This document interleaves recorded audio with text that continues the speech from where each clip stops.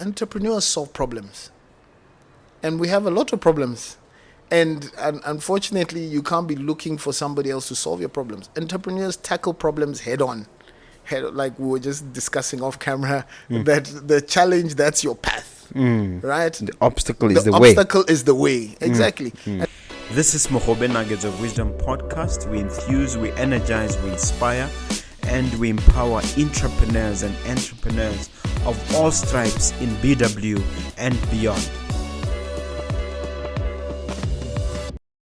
Hello, Dumelang. Welcome. Mompoloki Lerumo Mogobe here, your host of this wonderful podcast that's now been running. We're now in our 6th year. We want to express our appreciation that we keep paying us a visit. And if you haven't struck that subscribe button, here's an opportunity to be a hero and just strike it for me, please, because that's the only way you and I can go places with this podcast. And having said that, let me shamelessly plug my book, as I always do, Nuggets of Grit, $350. It's available from Exclusive Books. Is the story of my life from humble beginnings at the Kettle Post, at Kasi. I'm a Kasi boy, right up to where I am now. And funny thing is that I believe that I'm just getting started. With your help, if you buy the book, we'll even go further together. Also, please remember to give us a like as well as a notification bell so that we can stay in touch. I have a great one. I have a great guest. He's not totally new to us. It's not his first time here. His name is Emmanuel Allotei or Allotey. Yay. I have to be careful how I pronounce it. Welcome to the studio, sir. Thank you so much, and thank you for having me. It's good to be back. Yes. Yeah. Wow. Great. 6 years already. Yeah. Wow. Before you introduce yourself to those who don't know, how has it been since your last appearance on the Nuggets? Oh, fantastic! I'm almost a celebrity. I think one of the clips on TikTok that came out will talk about the number of dollar millionaires in Botswana. That clip really went viral. It was around December. Yeah. So it was quite interesting. People were trying to say, "What? Where are these dollar millionaires?" Obviously, you're one of them, but it actually it took off. It was interesting. Yeah. I mean, since then I've done a couple of mentorship. I've supported business clinics, something I've always wanted to do. I had the opportunity to mentor some of the upcoming entrepreneurs in their projects. That's great. Yeah. And you've participated in 2 or 3 of our mentorship programs. Yes, as well. Your mentorship. You've appeared, correct. and it's been great. Yeah. Now, just a chance that maybe one person doesn't know you. Just to cover that one individual, please give us an introduction. Good day from what time you're watching. My name is Emmanuel Allotei Allotey. I am a banker by profession, banker of the year 2013. I'm quite learned, I would say, academically. I always reference that my father is a professor, so the academic. Someone incidentally, when they saw me with you on my status, said, "I must ask you, and let me ask you, where is your dad? What's he up to?" Oh, he's not around at the moment. He's overseas. Yeah, that's where he is right now. But he's well and strong. Is there on a visit or what? He is. Yeah. Okay. I think post-COVID, I think people needed to travel now. Yeah. Yeah. So he's away at the moment. Yeah. Okay. What does he do? He's a what do they call him? Professor emeritus. Yeah. I think. Yeah. So they still. In which field? He's in biology. Okay. And it's a long word. Yeah. Anyway, it's you who's here. Tell us about the highlight in terms of your educational background. I believe you have 3 degrees. I do. So I have a quite interesting story about education, right? So imagine I started off with an intention that I'm doing accounting. I was good in maths. I followed that path. 2 degrees later, I had to have a tough conversation with my parents where I said, no, you know what, I'm no longer doing accounting. This is not for me. I want to go and do something else. You can imagine the investment they made in me. I mean, this was a conversation I actually had with them in the UK. Yeah. where I had to say, sorry, no more accounting for me. I think, yeah. And then I switched over to banking, and that's where I am, financial services. Okay. Yeah. Now, entrepreneurship is the answer. Yes. Before we break that conversation down, entrepreneurship is an answer. I think it's important for you to lay the background from your vantage point as a banker who interacts with the entrepreneurs, why you've come to know entrepreneurs and to believe that it's the answer. Yeah, I mean, I'll tell you with all conviction, entrepreneurship is the answer. Coincidentally, I was having a conversation with he's now in business. He's now an entrepreneur. He was a former partner at one of the big 4 law firms, and he was narrating how when he used to be a partner. Law firms or accounting firms? They do both, audit and accounting. Okay. So, when he used to be a partner, imagine he used to have conversations or meetings with people with shorts who used to make more money than him as a partner in the formal sector. And that's when he's now retired. He's like, I'm going into business. I'm going into entrepreneurship. Really, when you want to make your mark, because formal sector, formal employment, it has a lifespan, right? And if you own your own business, you own your own thing, you can never get fired, right? It's yours, and it's actually a legacy. So that's when you realize that surely, even yes, I'm in employment, even what I'm doing, but it has its limits. Mm. And if you want to be limitless, you want to fly, you need entrepreneurship. We'll bring in the aspect of education and unemployment and all that, but entrepreneurship really is the answer. Yeah, I see you as an intrapreneur, and the reason I say that is because you work in a formal employment setting at Access Bank. Access Bank, the world's most respected African bank. Oh, okay. You have to complete the sentence. Okay. Yes. So you are an entrepreneur. Yeah. Help the viewer understand entrepreneurship and the need to apply entrepreneurial skills, attitudes, and methodologies in an entrepreneurship setup where you are inside an organization. Yeah. So the nice part about principles, they apply in every situation, in every scenario. Now, if you look at yourself as an individual or as a business, if I can call it, if you look at yourself as a business, as an entrepreneur, you apply the same principles of success that you would ordinarily do. Now, only this time you'll be using it on you to get ahead or to make it to the top. I mean, I know there's a book, Rules of Work, by Richard Templar. Yeah, I mentioned it to you when it started. I mean, you look at the principles. He talks about get your work notice, never stand still, volunteer, learn to ask why.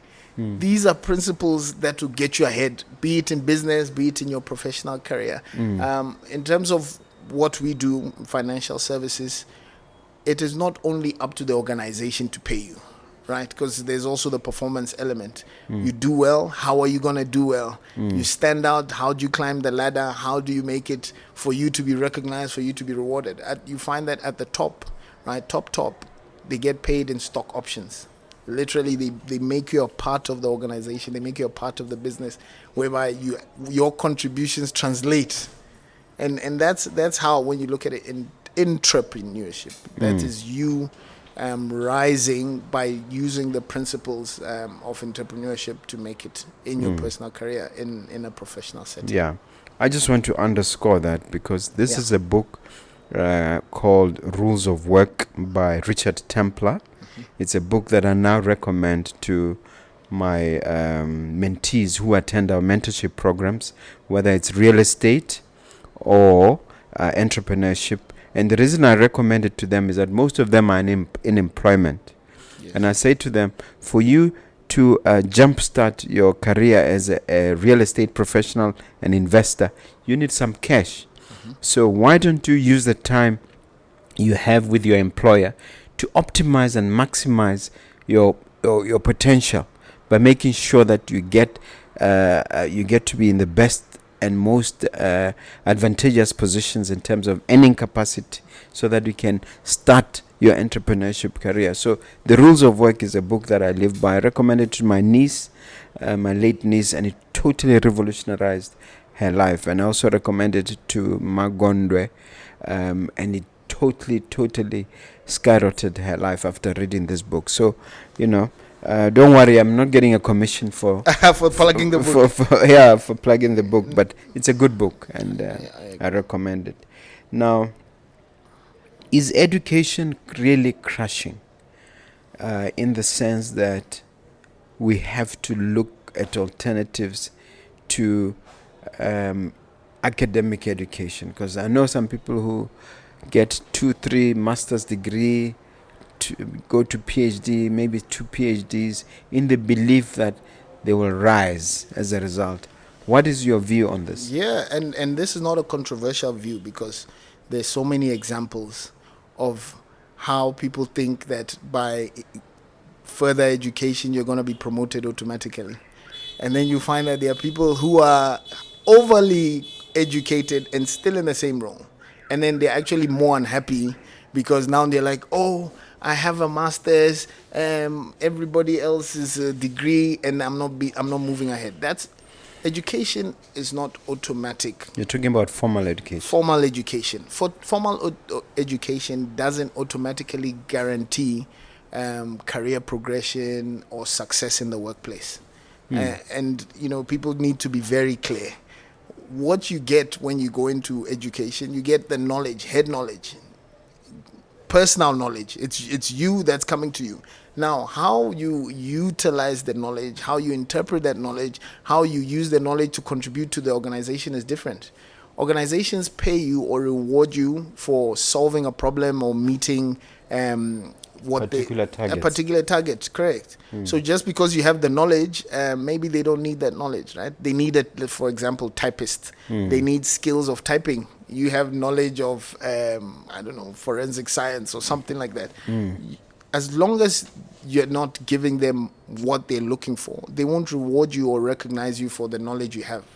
Right? And when we talk about knowledge-based economy, you're rewarded for the knowledge you're contributing in that organization, in that company, in that business. And a lot of people make that mistake because they think just because, I need to do a master's, that's how I'm gonna, get promoted. Not necessarily. I don't even want to go into How do organizations view someone who's degreed? At this point in how degrees have become ubiquitous, or may I say, it's become so normal or normalized. A degree is just it's an entry requirement. When they call it entry requirement, it's a foundation. It's just like saying, do you know how to read? Do you know how to write? Now, the assumption is those who have done a degree, you had to write a dissertation, so that you've covered the basics. When you get into any organization, definitely they're going to train you. They are going to empower you with what they believe you need to know to function in that organization. And it has nothing to do with the education you're bringing, with you, right? Except for maybe some professions like medicine, etc. But in most companies, they'll train you. They'll teach you what you need to do. So yes, you have a degree. That's just to, underscore that you have the foundation. A degree right now it's foundational. It's just like saying, did you do standard 1? Do you know how to read or write? And then people take it to the next level and say, no, I need a master's so that maybe I can show that I know more. But it doesn't always correlate, right? Because at some point you need to prove yourself. You need to demonstrate that you can actually do something with the information and the knowledge you have. Yeah. Right? Now, still on the idea of entrepreneurship being the answer, what has been your experience in interacting with entrepreneurs, and what is it about them that convinces you that entrepreneurship is the answer, even from the point of view of raising the economy, stabilizing the economy, pushing us as a nation forward? Look, entrepreneurs solve problems. And we have a lot of problems. And unfortunately, you can't be looking for somebody else to solve your problems. Entrepreneurs tackle problems head on. Like we were just discussing off camera, that the challenge, that's your path, right? The obstacle is the way. The obstacle is the way, exactly. Entrepreneurs, they look for solutions to obstacles that people face. obstacles society faces. And that's where innovation or progress comes from, right? You think about it. Those who developed cars, well, in other societies, there were obstacles, and then they said, look, let's do this. And why we need entrepreneurs is because they sacrifice their resources, right? They do it out of their own will. It's nobody motivating them. They have a bigger purpose, a higher calling to say, let's solve this. And there's benefit in solving this problem and coming up with a solution. And that's what the economy needs. Nobody is going to come and solve and tell us what we need to do. We know what we do. We're looking at potholes. We're looking at load shedding. We need solutions, and we need people to come in and offer the solutions. There are better ways to do it, and entrepreneurs are the answer.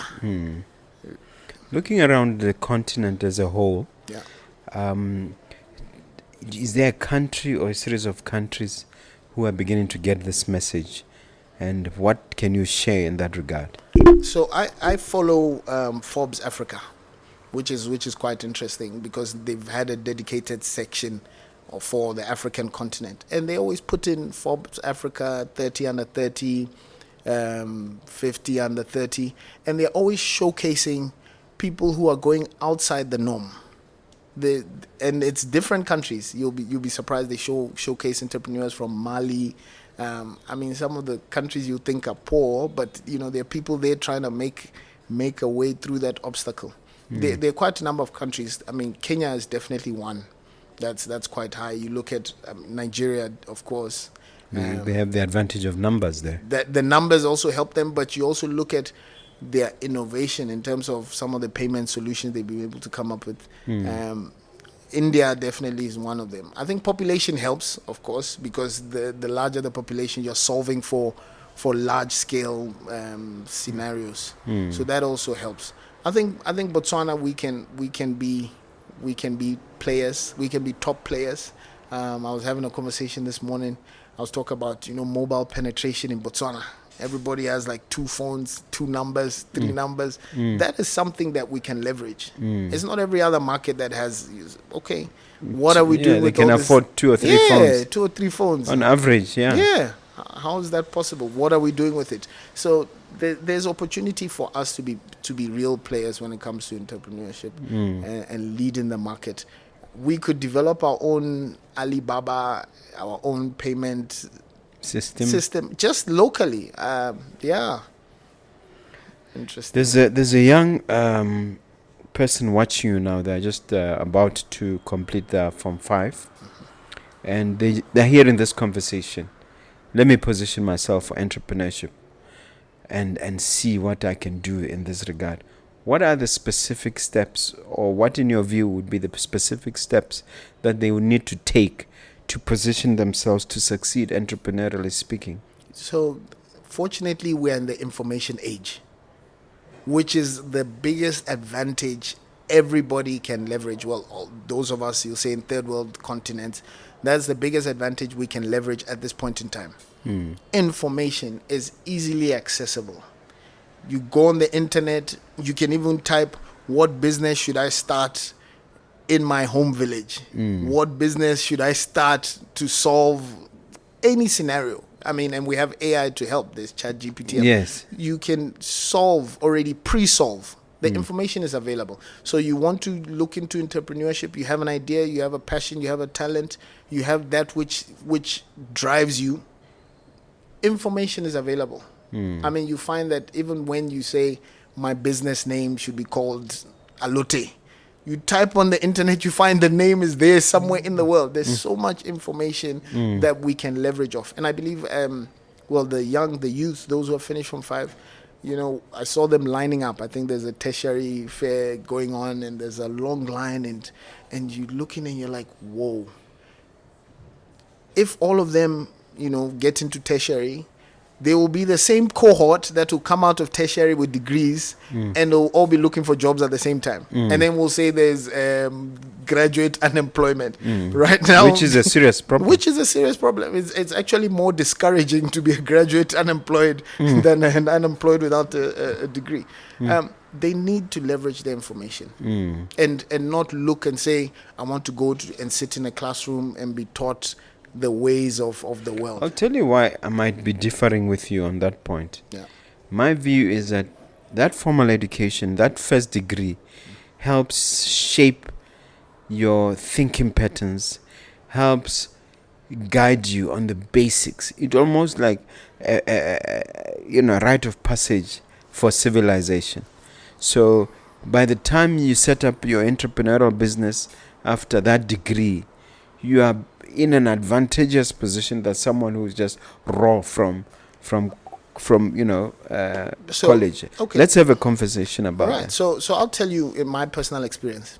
The one thing I remember from my bachelor's degree of accountancy at UB that I took away from was GEC 201. It was called critical thinking. And in that course, they would talk about how when you have a conversation, you can be so misled just by fallacies and wrong assumptions and wrong analysis. That was my biggest takeaway. If you ask me the trial balance, I don't remember that, but I remember it shaped my thinking, yes. So to your point about thinking, fine.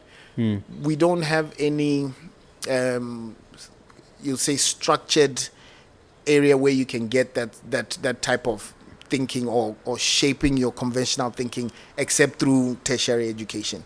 If we could provide that type of information maybe in high school upcoming, we wouldn't need to say I must go to university so that I can learn how to think in a certain way, so I can learn how to write or answer a question.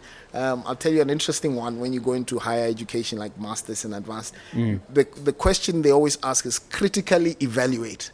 So then it takes it to a higher level. Yes. Because in degree bachelor level, they'll just say, answer, what is this, and you just repeat the information. And then, whereas masters, you critically evaluate. Correct. So that's an even higher level of applying yourself. So if we can translate some of those principles at lower education, basic education, you find that, look, I don't need a degree for them to tell me this is how you think. When somebody's telling you a story, look out for core areas. Are they misleading you? Is it a balanced argument?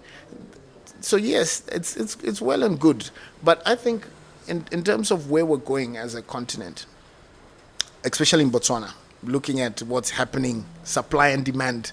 There's so many students, they all want to go to school, the courses are not available. There's going to be a lot of private institutions coming up. Now, that means I apply BOCRA, I go and say, oh, give me a license, I want to start my university. And I'll start. I'll teach whatever, but students are going to want to come because they want education, because they're driven by the whole, we need some level of education before I can start anything, before I can do anything, I need a degree. You can start. If you need information, Google is your answer. Google answer, give you the tips. There's a motivational speaker, or shall I say an inspirational speaker by the name of Jim Rohn. He said something very profound that has stuck in my mind, and I would like you to comment on this. He said, education will make you comfortable, or education will make you it'll make you successful, but self-education will make you a fortune. What he was speaking to is personal development. I'm just paraphrasing. Personal development will give you a fortune, whereas education will just give you comfort. Or what is your take? So I personally believe in that, because it's all about application. When you say personal development, it's all about how you'll use it. You're empowering yourself so you can use it. You're developing yourself so you can be better with it. A lot of education, head knowledge, tick box. I mean, there's been criticism about graduates who they have the knowledge, but it's like they don't know what they're doing. And then they say, so what were they doing in school? They were copying each other or copying from the internet. The internet was answering for them, and they didn't even learn. There's no development there. Unfortunately, people believe that just because I have a certificate, it means I'm developed. Or just because I have a certificate, my mind is enlightened. You have it, yes, but where's the development? I mean, some characters are still the same. There's no change. They're not developed. I also question certain people who actually pursue education at later stages in life. And it's not for personal development. So someone is approaching retirement, they say, oh, I want to go back to school, so that when I retire I can start a business, or when I retire I can continue working as a consultant. You're joking. There's nothing like that. If you're not doing it for personal development, and personal development is you adding value to yourself so you can give back.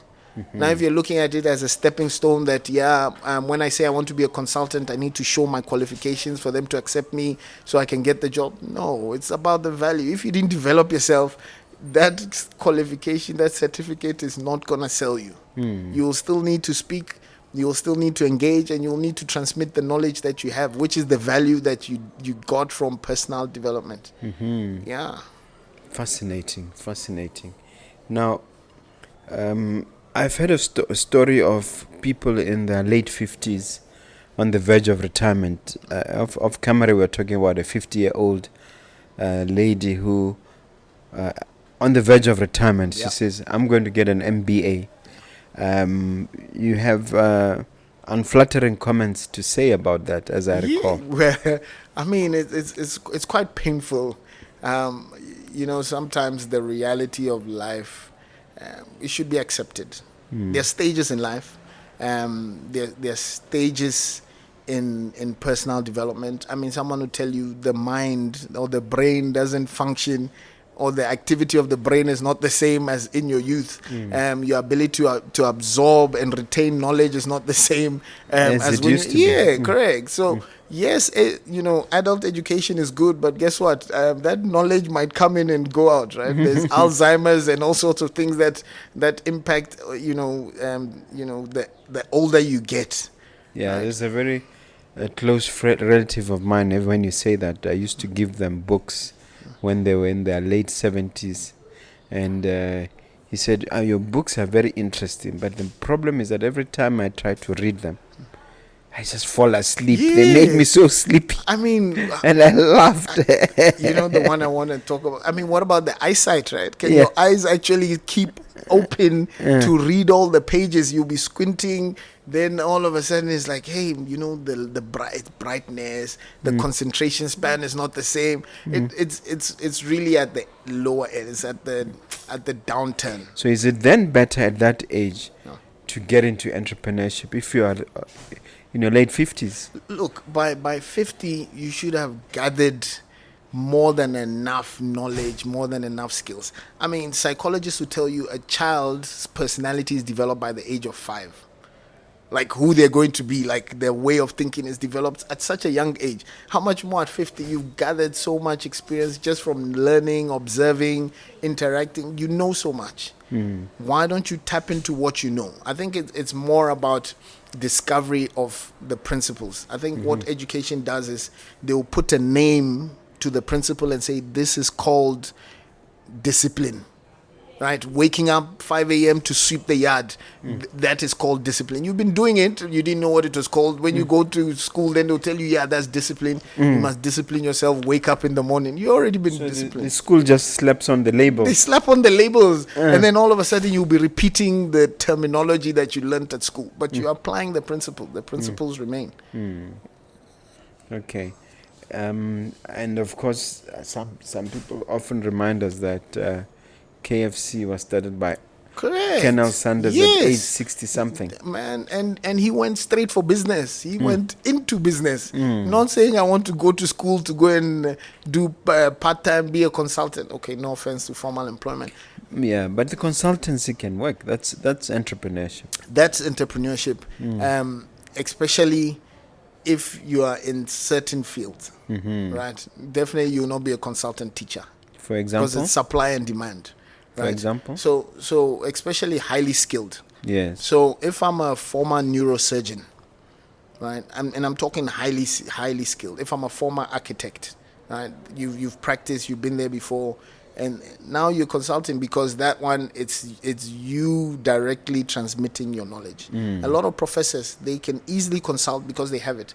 Those in, you say, policy, economics. They have the knowledge, they transmit it. It's not hard labor. Yes. It's just you sharing your wisdom once What they you show already you. know, Yes. it's already pre-packaged. Pre-packaged, correct. So you see a problem, I've seen this for so many years, this is the answer. Yeah.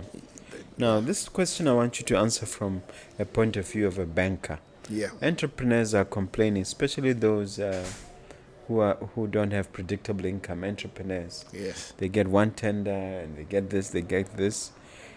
When they come to the bank, they are considered high risk.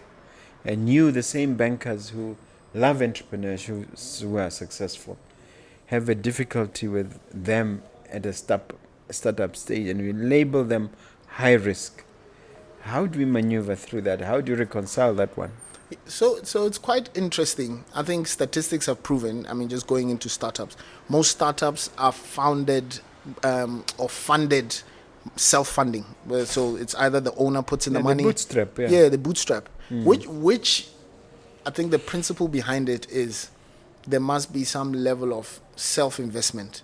You must invest in yourself before you come and say, I should invest in you. You must demonstrate your self-investment, your belief. If you believe so much in your idea, sell your house, sell your car, be left with only one pair of outfit that you've put it all in the business. You know it's going to succeed. You are 100% convinced. Convince everybody else. Let your whole family fund you. Right? Just for knowing very well you're going to succeed. And you show me that I am so convinced. This is what I've done. I've put all this in and I know it's going to work. I'll give you money gladly. When I see your sacrifice, I see your commitment, I see your passion, I will give you the money. Is that why people jokingly say, go to the bank and ask for money when you don't need it? You're already successful. You only go when you don't need the money. Unfortunately, that's really the behavior. That's the behavior that happens, because so you find at the point where someone is a successful entrepreneur and then they're boring, they're like, look, bank, I want 20 million. I want to do this project. They're not doing it because they can't look around for the money. They're doing it because, there's cross-border, it's easier to deal with the supplier. There's some level of convenience, but they've put in the work, they've shown the commitment, they've shown the dedication, they've proven the concept that the business would work. A lot of startups, unfortunately, people, I don't want to say they try their luck, and I have a personal qualm with tenderpreneurs, right? Why? Where's their goods? What's their core business? No. Let me defend them.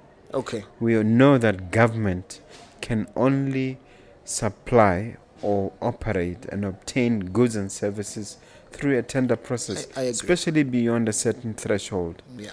There's huge amounts of opportunity and money to be made. I'm myself a tenderpreneur. I would not be here if I didn't tender, for instance, for this piece of land where we are operating from. Correct. So what I'm saying to you is that let's not look at them with derision. Yes, they are not the That's same. number one. My They're second levels. one is when you look at our sanitation division, our waste management division, we supply councils with all kinds of things, skip containers and other services having to do with waste management. We do all those through tenders, and we're running reasonably successful businesses for decades. Okay. So I'm defending entrepreneurs. So let me put it in context. Yeah. Now I sit here, I wake up, I register a company, I register with PPADB. I don't have a core business. I'm just looking for where is the tender, let me apply. Those are the tenderpreneurs I'm looking for. They don't have a core product. They don't have a focus area. Sometimes they say they have a supply business. Yeah, they have a supply business. What kind of? They supply anything and everything. Yeah, they're the middlemen. They look what the government needs. They see an opportunity and provide. Some of them have done very well. Correct. So, but to your point, what you are saying is that tenderpreneurship in itself, as a standalone, being a middleman, there's no legacy. It's not sustainable. There's no legacy. You can't show me after 50 years that I've been supplying.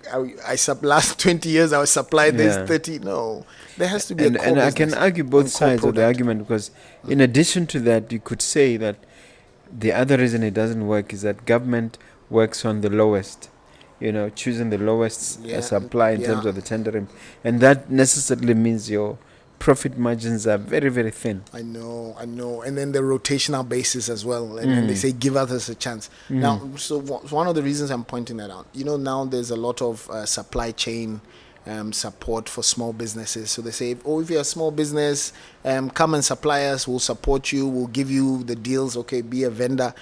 And then guess what? Those companies, they come in, it's like fly by night, right? It's similar to fly by night. They want to supply you today, they're supplying you this because they know, okay, it's open, they're supporting small businesses. They don't even reinvest in themselves. Yeah. And to say that's going to be my core business. Tomorrow, they're supplying oil. The next one, they're looking for books. And they never come to a core product. So, bottom line is, what is your personal qualm with tenderpreneurs? If you can just explain it. They haven't identified their core product. That's really what it is. If you tell me I run a sanitation business, I have waste trucks, you have a core product. How you get your business to tenders through direct sourcing, that's okay, but you have a core product.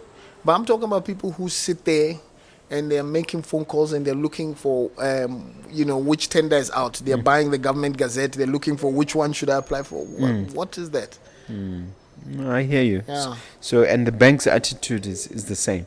And so the banks then will say, okay, I don't know you. You don't have a core product, but you've won a tender for 20 million.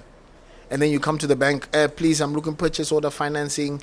I've won 20 million. The last deal you did, or your bank, your core business, your bank account, it's saying you have 10,000.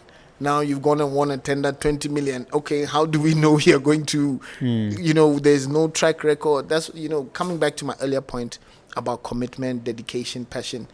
If it's your core product, you would have really put in the work prior. And we know you're going to succeed because you started and you put in the work and there's some growth. Not overnight, 20 million. Okay, and you it's get a that. biblical principle, isn't it, that in order to be trusted with a lot, you need to be trusted with little. You need to demonstrate your. Yeah, I think the bank has the same attitude. There needs to be some level of traction. That some level of proof that you can perform. Proof of concept. Yeah, proof of concept. I mean, one of the biggest risks is performance risk. They give you the money, you don't perform. You build a building, it comes down. I mean, and it's supposed to last 50 years to repay the bank, and within 2 years it's gone. So the bank doesn't get excited about the amount you've won. No, it's not. They're more interested in it's not about the amount. It's not about that. I mean, it's just numbers. Numbers are numbers. If you're making 200 million, look, we can give you another 200. And it's just the numbers at the end says million. Others is billion. Others is thousands. But it's the principle. The principle is the same. Principle. Yeah. Okay. All right. I want us to develop our thinking more around people looking for jobs. For jobs.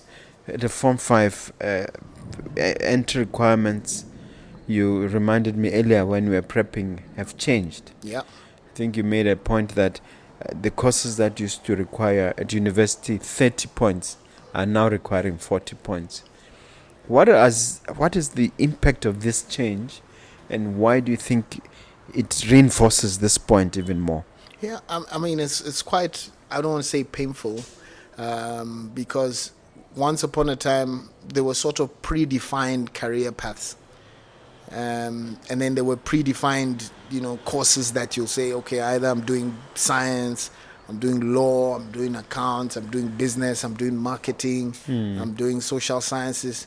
Now there's so many different courses. I mean, yes, now we have in-house, we have medicine that is offered, among others. And they are deemed to be, once you do those courses, they are the highest paying degrees post-qualification. So people are targeting the money. When I graduate, my first job, I'm going to get such an amount. So they're looking somewhat of a return on investment on their degree. Right? And then you find supply and demand. The demand becomes high. So just because you make a certain point or you meet the criteria, then comes the, I want to do this course. Do you have a passion for it? Maybe not. Are you really interested in it? Maybe not. But you're already thinking, once I graduate, this is how much I'm going to get. And the universities, they are also beginning to see that. And then they are raising the bar. They're raising the bar. You can't blame them also because limited spaces. When a resource is limited, then comes the economics on that.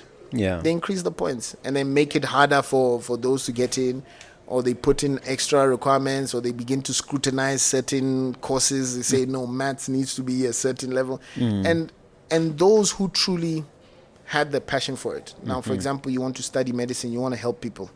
You want to study, you want to be a nurse. There's a level of society giving back, and that's why they do. Some people want to be teachers because they want to give back. I want to educate the nation, and then you're caught up in the supply demand. They're raising the level, and those at some point, in other markets, I'll tell you, government employment, like becoming a teacher or working for government, that is the cream of the crop. If you can get employed by government, you've made it. Right, so in those markets, just to qualify to be a teacher, it's like tough. I mean, everybody wants to go there because guaranteed. You work for government, you're set. There's nothing like unemployment. You're not gonna struggle. You can get loans. You get a house. Your family, your life is gonna progress automatically. And we're coming to a point where now people are targeting courses for the economic benefit at the end, and others are being left out. Right, and they don't know where to go because now they're settling for courses. They say, okay, no, let me do this. Okay, it's what I qualify for, and then I'll see later. Yeah, because they're gonna get allowance. Now, also there's also that factor of at least once you're in, at least you get an allowance. Yeah, your life can progress. Yeah, but it shouldn't really be about that. It shouldn't really be about that. We really need people who are passionate for what they're doing. That's where the change will come in. Those who are really passionate and they want to make a difference.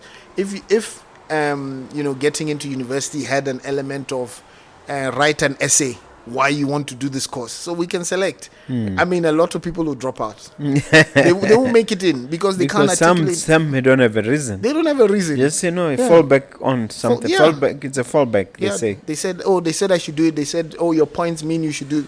Okay, let me do it. I have nothing else to do. I'll see. Yeah. It's quite interesting how, back then, everybody had a direction, but now there's so many options that people are caught up in. I'll pick whatever. It's like you roll the dice. What's the probability? Whatever comes, okay. At least let me start somewhere. Yeah. But we should do better. Okay. Yeah. I want to now zone it down to you. From where I'm sitting, you are developing a career or advancing your career as a speaker, as a subject matter expert who shares. Are there any learnings or lessons that you want to share for somebody who wants to position themselves as an authority in a particular subject? I think the first one was the whole 10,000 hours. I think they've written a book about that. Yeah. 10,000 hours. So you need to put Malcolm Gladwell. Yeah, you need to put in some level of learnings. I want to write a book.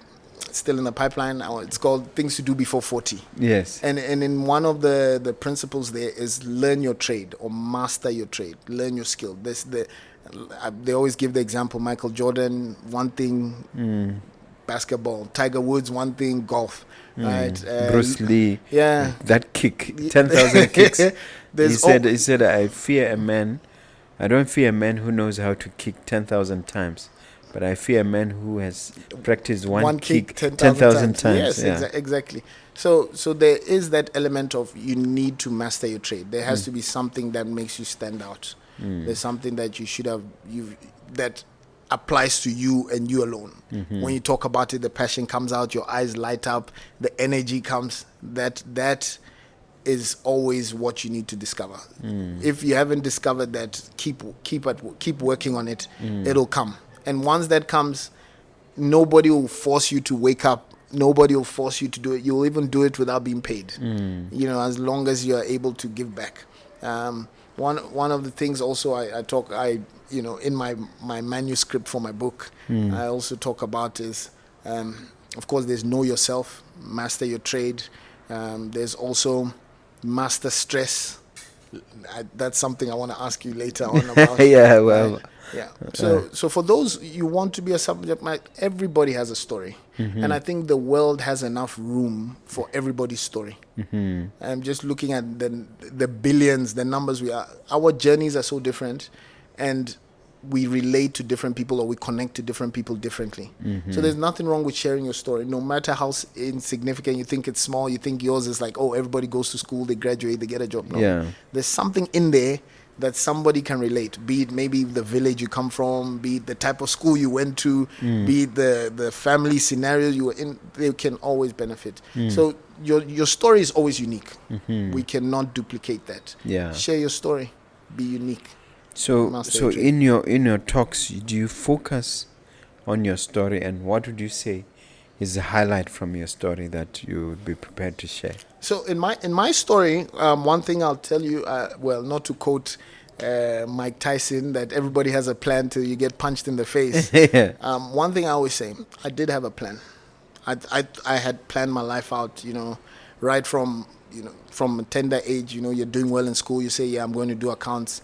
And then information comes, your eyes open, and you realize, no, and actually, punches come. Actually, that's a big one in my life. I remember at some workshop in Dubai, we had to draw a picture of our life journey so far. And, mine was all smooth, all highlights. And then the facilitator said, no, man, you mean you haven't had any road bumps in your life? Really? I shouldn't have said no because I did experience one in my personal life.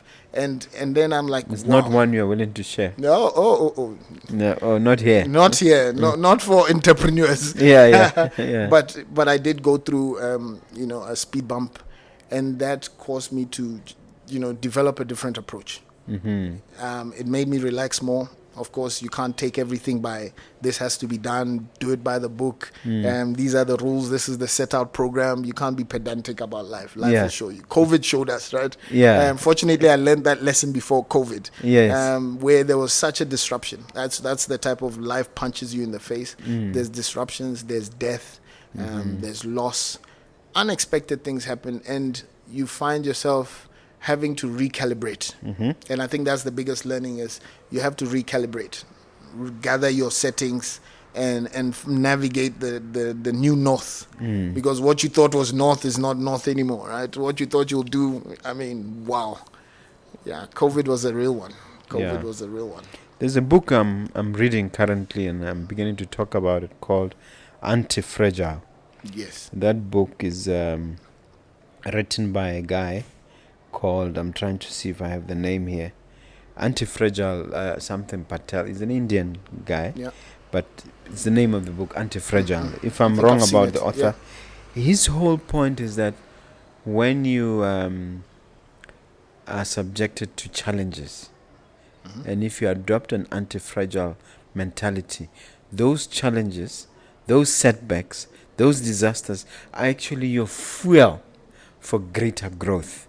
And I thought that was a very, very interesting perspective as someone who has written a book on grit. On grit, yeah. Yes, so I'm interested to know what's your take on the mindset of being anti-fragile and how it helps on your emphasis on entrepreneurship. So one of the things I do like to say, entrepreneurs have a unique mindset. There's a unique perspective they have. Because it's not everybody who wants to face trouble. It's not everybody who wants to face problems. It's not everybody who can embrace uncertainty. It's not everybody who can be put in uncomfortable situations and you say navigate your way out, find a way out. It's a different type of mindset. Altogether. And there's also an instinctive element to it as well. You say what doesn't break you should make you stronger. I don't know how 100% that is, because it weakens some people and some people are not able to recover. But definitely as an entrepreneur, you must understand there's the highs and lows. I think you talk about it in your mentorship sessions about the valley of death, the J curve. Yes. There will always be that low place. And at some point it's only your mental fortitude that's going to pull you out. I think one of the words we learned that came across so profound during COVID was resilience. Now, resilience is the ability to accommodate shocks. Not necessarily you always do it right, everything is all, no. You're supposed to take a shot, take a blow, and still stand. Take a hit and still come out. And that's a mindset that all entrepreneurs need when you talk about resilience. There will be times you don't have business. There will be times you don't have customers. There will be times you can't pay your suppliers. There will be times where, everybody disappoints you. Yeah. And what are you supposed to do? You have obligations to meet. There are times where you have to have difficult conversations. Let people go. Bring people in. Negotiate. You have to be really resilient. And I think that's a mindset everybody needs to. Yeah. I would not complete this conversation without touching on the change of government in Botswana and asking your thoughts in the context of entrepreneurship without being political. What you feel and what you see from your personal vantage point as the effect of this transition or the hope coming from this transition from coming out of 58 years of BDP to now, is it 4 months of UDC? Right. Yeah. I wouldn't look at the colors of parties etc. No. The previous government started Minister of Entrepreneurship. Yes. Right. That previously wasn't there. The way I see it is there's a lot of knowledge on how to run a country. There's a lot of knowledge on how economies work. There's a lot of knowledge on drivers of the economy. And it's been proven that SMEs, small businesses, are the largest employers. They are the actual backbone of economic activity and growth. So if you do your maths, you want the economy to grow, you want to have a successful, prosperous nation. We have Vision 2036 that we're trying to achieve prosperity for all. You would automatically gravitate to SMEs, to small businesses, to entrepreneurs, to the business sector. I think it's been without a doubt that we needed to diversify from diamonds. We know that we've been trying. We needed to do more. We put in Minister of Entrepreneurship. In terms of their impact, maybe not as effective as they would have thought. We put in Innovation Hub. Just as an example, we have BITC as examples of areas to diversify the economy and drive the entrepreneurial spirit, exchange of ideas, bringing in businessmen and women to grow the economy. I think the new government, it's upon them to take it to the next level. That was just the foundation. That was just the stepping stone. They can actually accelerate the pace of growth. They can actually accelerate. They have the opportunity. They have the goodwill. They do. I think I'm encouraged when I hear about they want to look at legislation and how they can make, they call it ease of doing business as a metric. That's only one metric they use, ease of doing business in Botswana. There's so many more. Such as? Well, for example, how long does it take to register a property or transfer of property? Yes, that one is terrible now. These are... It used to take a week, now it takes it's even elongated. Mm. How is that possible? Bankers and conveyancing attorneys and entrepreneurs are crying about that. How is that possible? In this digital age of the internet and all that we're still... These are ease of doing business. You want to be able to conclude deals, move things along swiftly. Of course, there's AML, money laundering. We have to keep an eye out on that, which is okay. There's the Data Protection Act that has come in, of course. January. Yeah. So these are some policies that they can work for us. For those who don't understand what it means, it can slow things down. It's government's prerogative to ensure that we all adopt it in the most seamless way that improves our lives. If they're going to connect everybody, let's connect everybody. Let's all have access to the same... So your message is one of hope. No, it is hope. We do have hope. What? Hey, come on. After 58 years, we have hope. We're looking for more. The expectations are high. Yes. The expectations are high. If they're religious, they are believing in miracles, right? That's what the expectation is. They're believing in miracles, but we know the foundational work needs to be done, and they will be done. And some things take time. Okay. But as long as they put in the right policies, it will take off. We will take off. If, assuming they take your advice, how long will it take for us to feel the impact? So usually I think they talk about short term, medium term. Now these are economic terms. Short term, medium term. But in the medium term, surely 2 years we should see some traction. We should see a turnaround in 2 years. In 2 years. So they put in the policies now, year one. Everybody begins to adapt. Of course, we change the system. There's a process change involved with that. By year 2, we'll now be running with, okay, now we know what needs to be done. Let's do things in a new way. Yeah. There's a friend of mine who appears on a recent clip which went viral. Yeah. Which went viral. Okay. In which he laments the fact that in these talk shops, because it was the president trying to have a seminar or interaction with entrepreneurs, and he said our system seems to be out of work. This friend of mine is the founder of the insurance company called Alpha Direct. Okay. His name is Arun Aya. He's saying it's out of work. Here we are talking about entrepreneurship, but we have people who have never even run a stall, well-paid civil servants, senior corporate executives, but they've never run a business. Entrepreneurs are not on the on stage, but there's supposed to be an interaction between the president, and entrepreneurs. And he got a round of applause there. And in addition to that, his clip on this statement went extremely viral the last 2 weeks. Have you come across it? I did see it. I think they celebrated their 10-year anniversary over the weekend, Alpha Direct. So good on them.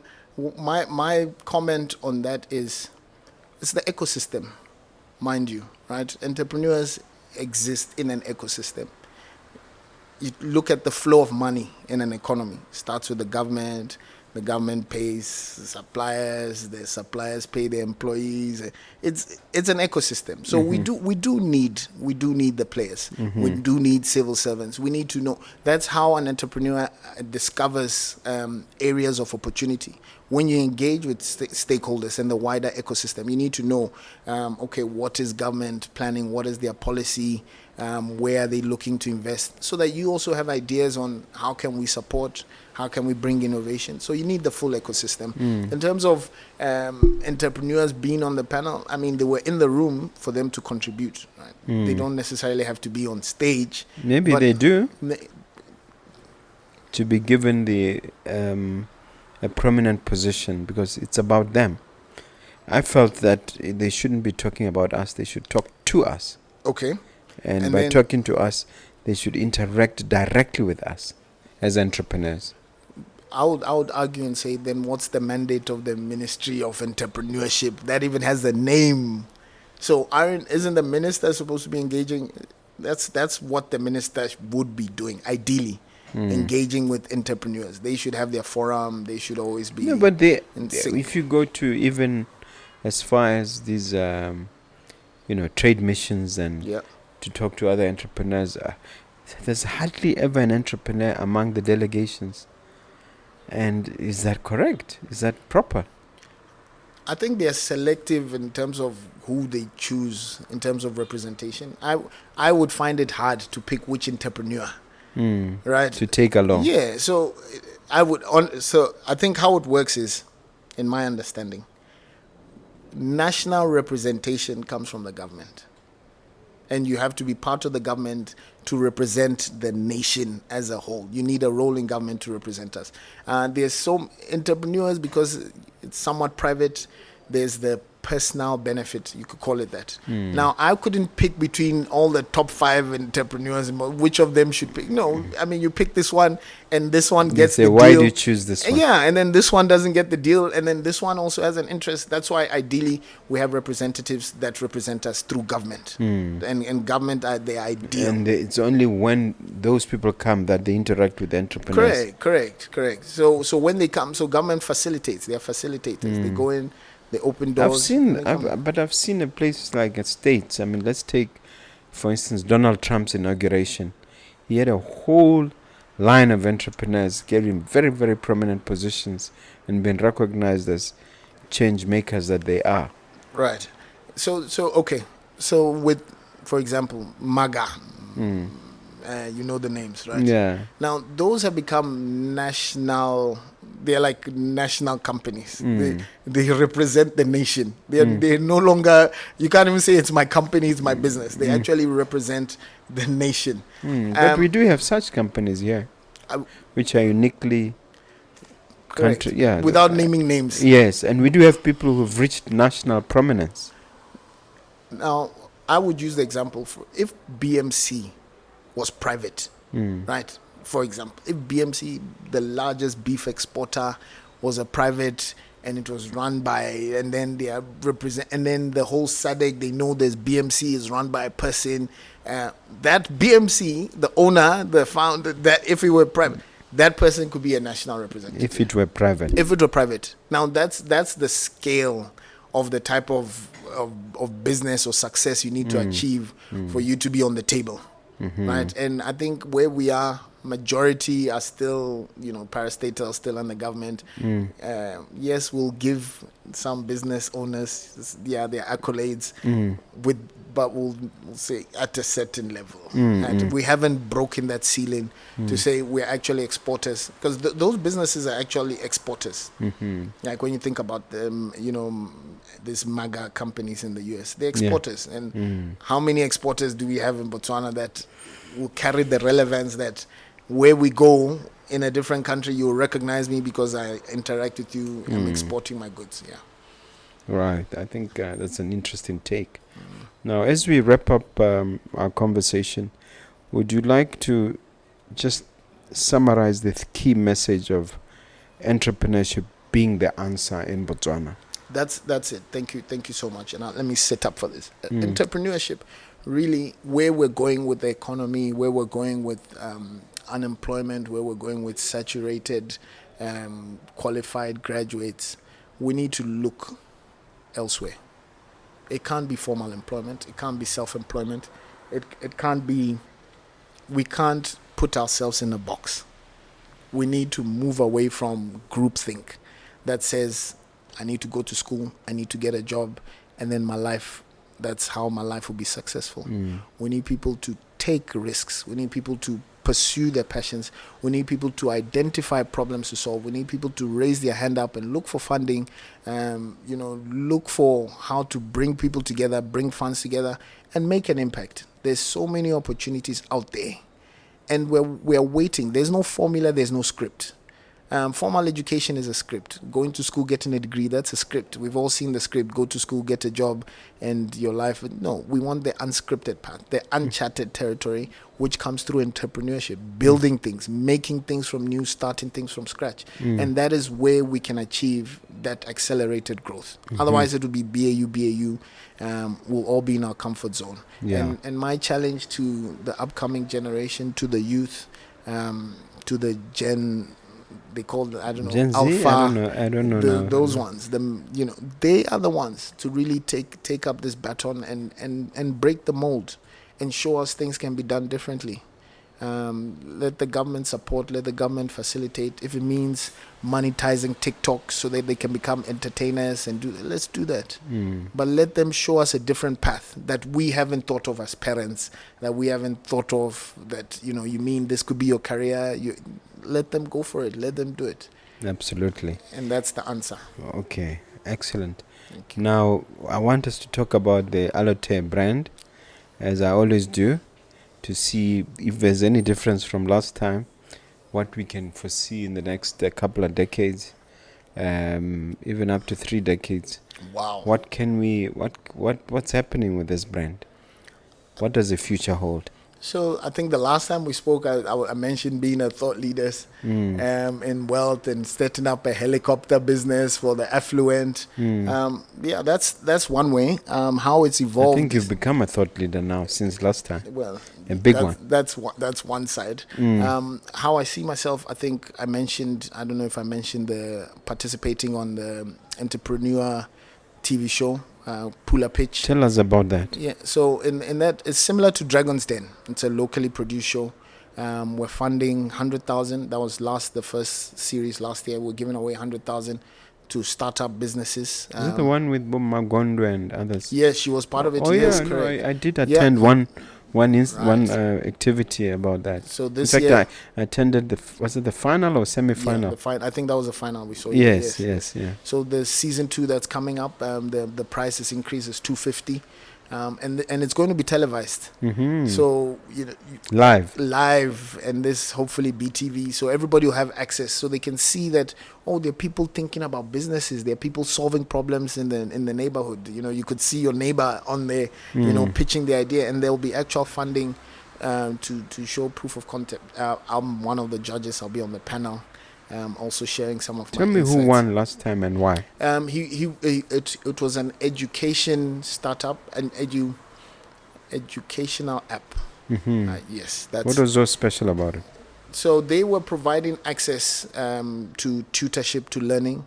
I think their concept was USSD as well as the app, so it was easily accessible. I think they already had converted the junior education curriculum into their platform, and they were providing tutorship, so children all over, they could easily revise, study. So two major thrusts since our last conversation 2 years ago, as I see it, is the being on the Dragon Den Botswana, yes, whatever you call it, or the Shark Tank equivalent, and then of course being a thought leader and speaking. That's a significant development, and congratulations. Oh, thank you. But now get back to what's going to happen in a couple of decades. I told you about my journey and my life lesson about the bumps. I don't write scripts anymore. I don't predetermine. I think short term. You just set targets. But you don't set. This is where we're going. Yeah. But the path, how you get there, it's uncharted. So yes, I definitely want to contribute. I'm big on contributing. I think one of the reasons why I'm with Access Bank is their purpose is to make a positive impact in Africa. I want to be part of that journey. That we're making a positive impact. Are we not going to see Allotei incorporated soon? No, that's not in my interest at the moment. I think working. You think you are contributing better within the organization because you have so much flexibility to even operate outside. Correct, and I have and you say this the sphere is wider without me limiting myself to say I have one core product. My company is called. I can meet so many people under the umbrella of a financial institution. You interact with so many people in society. There's so many stakeholders. It's also part of marketing for that organization. No, because you're promoting them. I do it for the bank. That one, I'm very committed and loyal to the bank. I believe the purpose. I'm connected to the vision. I believe I'm ambitious as the organization. It was started by two founders. One of them passed away tragically. In that helicopter crash with his wife and first son. It was quite painful. Sorry about that. We mourned almost 7 months. But that's the company they founded. And it's become, the 6th largest bank in Africa. Largest bank in Nigeria, 65 million customers. So the purpose, the ambition is there. And across the planet. Correct. Is it in America and the Far East in China? Dubai, Mumbai, Hong Kong, Paris, London. You can see, I think one of their visions is they want to be in every financial hub. They want to be present in every financial hub. So where there's financial transactions going on, they want to have an African representative there. And, as an African, we're ambitious. We want to be in the room with everybody else, representing the continent. So that's what I'm thinking. I'm not putting a timeline to what it is. It will evolve as it goes. I want to continue contributing. I believe that's really what, as long as I can share one or two nuggets that can help someone succeed, change their perspective. You're always welcome to be Thank part you. of our And that's why- mentorship sessions. And I think, did I invite you for the coming one on Sunday?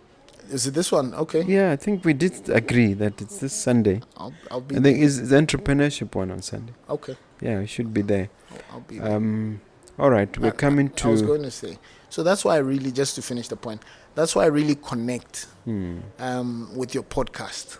Honestly, I'll say that. I've said it before. That's why I really connect with your podcast. And I was telling you offline, there's not many successful entrepreneurs or successful businessmen that actually give back. I mean, you're not being paid to do it. This is you saying, I want to give back. Yeah. I want to make an impact. I want to help others. I want to lift up others as well. Yes. And it's not everybody who does that. So I'm always touched and grateful when I see what you're doing, because that's part of impact. Aside from profit, this is the impact, touching people's lives. Yeah. I mean, when they look back and they'll talk about, look, he touched my life. I sat in his entrepreneurship course. I was a mentor. I was I listened to the podcast. That is what we need. Yeah. Really. All right. Thank you. You can hit me with that question, sir. So I spoke about in my upcoming book, talk about things to do before 40.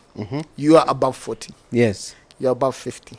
Okay, I won't go into your age. Yeah. But definitely along the line, you have learned to master stress.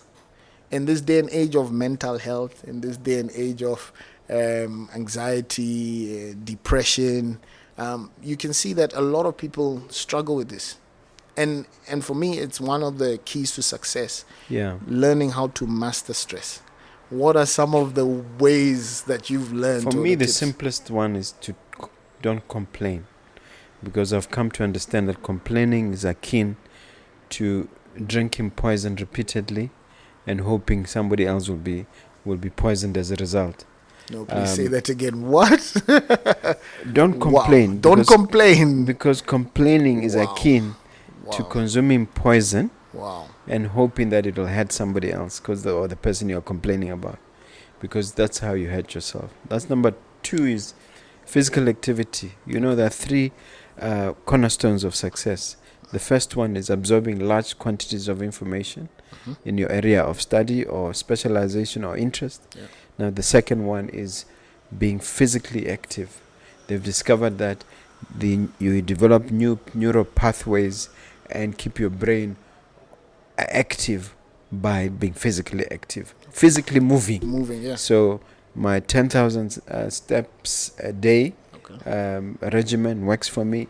My 100 push-ups, minimum 100 push-ups every morning. Push-ups? Yes, works for me beautifully. Wow. You can't tell. You're wearing a golf shirt. And then, of course, the idea is just to try and eat right. Okay. I'm fortunate to have Mogobe, who is very fussy about that. Shout out. Yeah. So, but the third element of success, apart from eating right, is ensuring that you get out of your comfort zone. So I'm trying to constantly find new and exciting ways of getting out of a comfort zone. My latest, let me tell you a secret, is a friend of mine was speaking. In fact, he talks about it on the podcast. His name is Kangwanyan. The need to have a cold shower. And then I took it to heart. For the last month, I've been having cold showers. No way. It's brilliant. No way. Now it's just wonderful having those cold showers. We're approaching winter, please. Because you get rejuvenated, my friend, and it's fun. And you're able to say those incantations and those declare victory and all those things while the water is so you've got my secret now. So that's a formula, but of course, absolutely grace at all times. Yeah. Remembering that God is the one who matters and praying continually. Yeah. That's another secret. So there it is. Wow. Wow. Okay, there's your opportunity to leave the viewer with one last final thrust of a message on the subject of entrepreneurship being an answer. and then also sharing all your contacts after that. This is the motivational part. Yes. So what I would say, and this is just an encouragement to everybody who's been through a journey, you've been through a hardship, you've been through a never ceasing, seemingly ending strive. I want to tell you that definitely the day of success is coming. Now, if anybody would have thought that 58 years later we would have a change of government, wow. If anyone would have thought that when they were campaigning years ago, when they were losing years ago, that they would win, you'd say, wow. So it just shows you that perseverance, one day you'll have the victory. Continue to persevere. My name is Emmanuel Allotei Allotey. I'm on LinkedIn. I think that's my only social media handle. You don't have a WhatsApp where people can engage with you if they want to book you for events? No, you can talk to me on LinkedIn. Okay. I insist don't on give away LinkedIn. All right. Thank you very much. It remains for you, dear viewer, to talk once again about the book. I'm relentlessly trying to market it to you. If you haven't decided to do so, please decide now. $350. It's available from Exclusive Books. And of course, we have 2 mentorship programs, one on mentorship, on entrepreneurship, the other on real estate. And we offer them here. And there's also other opportunities to interact with us. Our restaurant downstairs, the law firm, and so many other aspects to interact. Thank you so much for taking the time out. But I'll be remiss if I don't conclude by thanking my good friend, Emmanuel Allotei, for once again giving of his energy and sharing so generously. We duly appreciate you, sir. We fully appreciate what you're doing. God bless and Godspeed. Thank you so much. Okay. Thank you to the viewers. Cheers. Thank you. Bye.